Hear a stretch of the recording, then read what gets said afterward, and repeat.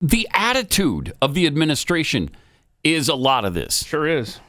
It sure is. They knew the attitude of Biden was to let him in, and they know the attitude of Trump is to not let them in. Yeah. So they're turning around and going home. And on the It's a quick recap of President Trump's week 6, just because, as we've mentioned many times, you can't keep up. I know.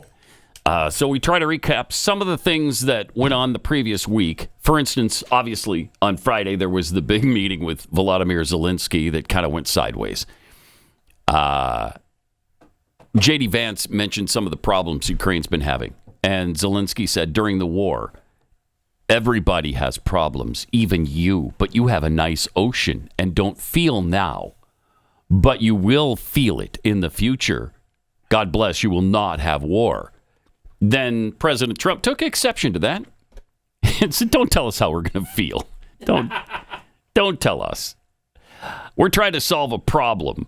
And then the argument ensued. On the immigration front, illegals crossing at the southern border down to about 285 a day. 94% drop from February a year ago. And illegals are giving up and returning. They're going home because, we've stopped with the CBP One app. We don't let them just come in because they downloaded an app. Arrests inside the country are up 137% compared to a year ago. The illegal migrant criminals the administration has arrested include a Salvadoran migrant convicted of sodomy with a victim under 13, a Sudanese migrant convicted of rape of a victim under 13, and a Mexican migrant who had an order of removal from 2006. It's only going on 20 years now. It was on the to-do list. Yeah, I mean, it's 20 years. 20 years, yeah. And was convicted of drunk driving, resulting in a death. On Thursday, the White House said 29 Mexican cartel members were extradited to the U.S. for prosecution, including a cartel boss who tortured and murdered a DEA agent clear back in the 1980s. Oh, my. Boy, I wonder if that's Mexico responding to the tariff threats. Hey, look what we're doing to help with the stopping of the drugs that you keep telling us to. Here's 29 cartel members. Because when is that? That deadline is tomorrow. Tomorrow, wow. Yeah, Canada, Mexico, and China. China, yeah. On the healthcare front, Trump signed an executive order aimed at making sure patients have clear and accurate information about the price of their healthcare. Several departments, including Health and Human Services, are directed to enforce new price transparency regulations to make sure hospitals and insurance companies disclose their actual prices, not estimates, and make prices comparable across the board, including prescription drug prices.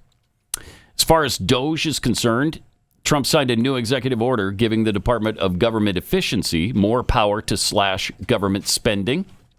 The order tells federal agencies heads to work with DOGE and wants them to justify government spending over the next month, starting with investigating grants and contracts to educational institutions and foreign entities for waste, fraud, and abuse. I love the fact that we're clamping down on this finally. The Epstein files, of course, didn't go great. Nothing new on that front, but supposedly they're still on the hunt, looking to turn over the files that are actually the files of the people who were, doing the bad deeds. Not just his contact list. I mean, yes, he had a lot of phone numbers. That doesn't mean they did anything wrong. Some of the other moves, President Trump held his first official cabinet meeting, which, of course, Elon attended. He nixed the security clearances of a law firm, Covington and Burling LLP, that provided free legal services to special counsel Jack Smith's office in the cases against Trump before the election. How the turns table. Wow.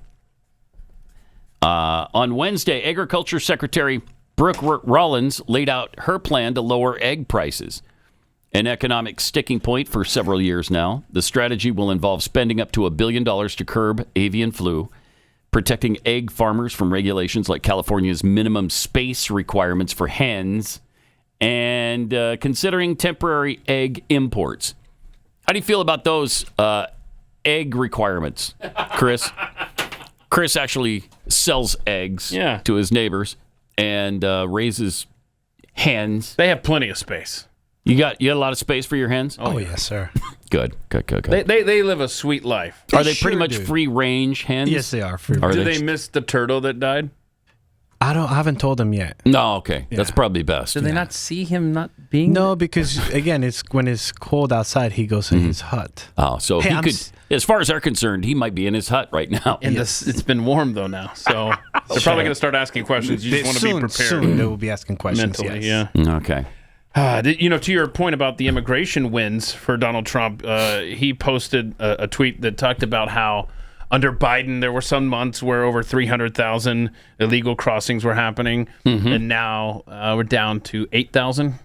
I mean, that's incredible. It is. I mean, that is it is amazing. And I read an article this week the article wanted me to sympathize with immigrants that were trekking north, getting the word that Trump is cracking down and the borders closed and turning around and having to go back home. And sorry, I'm like, nope. I don't think the emotion you were going for is what you got out of me, because that's awesome. They're hearing that, and it's having the exact intended effect, and they're turning around. It's what we've said all along. The attitude of the administration is a lot of this. Sure is.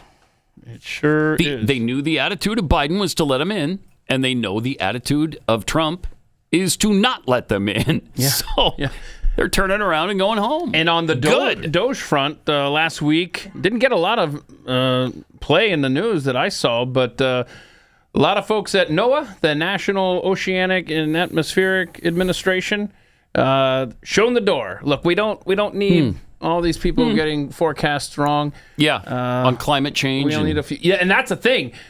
I read something where they are changing, in some cases, millions of temperatures a day. Some of these scientists. They've been doing that for a long time. Yeah, but at NOAA and, altering records to support climate change. Well, they have to make every decade hotter than the last. Right. And that's virtually impossible when you have the 30s and the 90s. It's really tough to do. So you have to go back to the 30s and redo those numbers, which is what they're doing. And they've been doing it for years now. Wait a minute. How do you go back almost 100 years later and revise the temperatures that they had at the time?